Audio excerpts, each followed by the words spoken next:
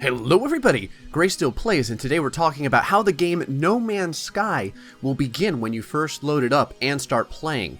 Hello Games is going for a very different and almost harsh approach for placing new players into the vast universe of No Man's Sky, but for an older gamer like me, it's actually a throwback to my older console days. The founder of Hello Games, Sean Murray, has said that there will be no tutorial or narrative to start you off. You won't get a backstory of being some space marine or a nickname that your buddies know you by. In fact, you won't actually know anything about your character, including what you look like.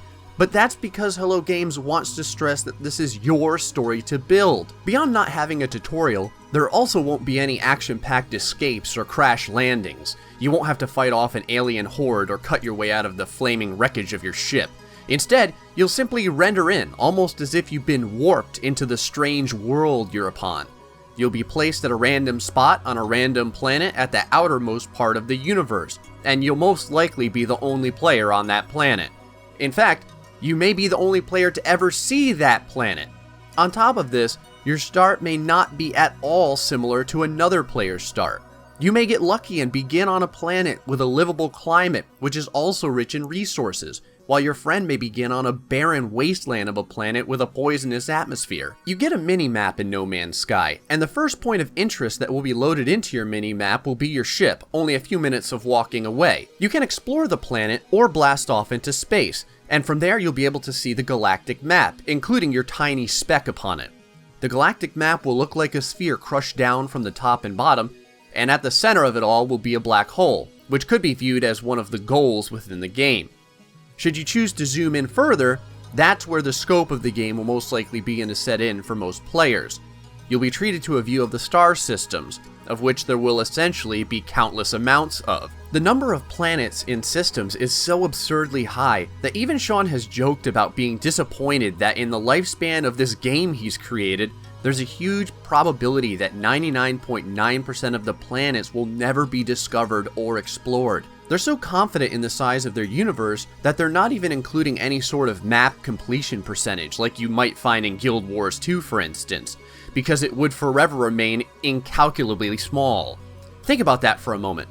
Hello Games, knowing how competitive and challenge-hungry gamers are essentially telling us that no matter how hard we work, no matter how much of a wanderlust we have, we'll never even explore a single % of the game.